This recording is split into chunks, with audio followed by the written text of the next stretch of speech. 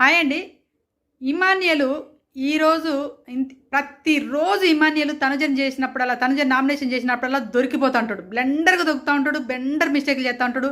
Safe game అని మళ్ళొక్కసారి prove చేసుకున్నాను నాకు అనిపించింది. మీకేమనిపించింది అన్నది కామెంట్ చేయండి. నాకైతే అనిపించింది. ఎందుకంటే తనుజ ఏం చెప్పింది, నీకు ఆల్రెడీ కెప్టెన్ బ్యాడ్జ్ వచ్చింది, ఆ బ్యాడ్జ్ వచ్చినా కూడా నువ్వు సాక్రిఫైస్ చేసినావు, దానికి విలువ లేకుండా సాక్రిఫైస్ చేసినావు, మళ్ళీ 2 సార్లు క్యాప్టెన్ అయినావు నాకు అవ్వాలని, నీకు 2 సార్లు అంటే 3 సార్లు, మొత్తం 3 సార్లు క్యాప్టెన్ అయినవానికి మళ్ళీ నీకు క్యాప్టెన్ అవ్వాలని ఉంటే నాకు అవ్వాలని ఉండదా?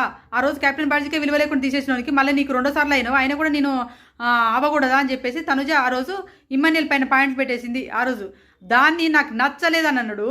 మరి నిన్న ఏంటి, ఇతను గివ్ అప్ ఇచ్చింది కదా, నిన్న నువ్వు గివ్ అప్ ఇస్తావా అని అడిగింది. ఏది మరి నిన్న అంటే అదే అర్రర్ టాస్క్ ఉంది కదా, అదే టాస్క్ జరిగింది కదా, లోపలికి పోయి బోన్లోకి తినడానికి పోయేది ఉంటే టాస్క్.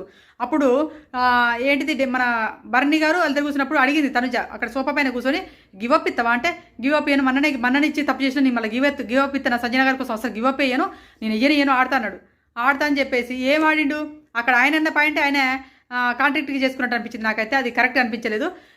ఇక్కడ ఎక్కడ చూసినా ఏంటంటే ముక్కు అవినాష్ అనొచ్చు అనరాదులు, కానీ అవినాష్ వచ్చి హౌజులకి ఆ స్టేజ్ పైనకి తనుజతో పెట్టుకో అంటే తనుజతో పెట్టుకునేది ఆర్గానిక్గా రావాలి, కానీ ఏంటి కాదలుచుకొని అమ్మయ్య తనుజ టాప్లో ఉంది తనుజను కొట్టాలనుకున్నప్పుడు కరెక్ట్ పాయింట్లు పెట్టేసి కొడితే బాగుండేవి అనిపించింది. కానీ కరెక్ట్ పాయింట్లు పెట్టకుండా దొరకడం అనేది రాంగ్ అనిపించింది. అక్కడ ఇప్పుడు దివ్య వచ్చి నీ పాయింట్లు పెట్టినప్పుడు దివ్య మీద గొడవ చేసినావు, నేను వచ్చి పాయింట్లు పెడితే గొడవ చేసినావు, మిగతా ముగ్గురు పెట్టిన పాయింట్ల మీద గొడవ చేయలేదు. వాళ్ళ వైపు ఎందుకు గొడవ చేయలేదంటే, గొడవ చేస్తేనే కదరా నాయన ఇప్పుడు వచ్చి నువ్వు నన్ను నామినేషన్ చేస్తున్నావని అడిగింది.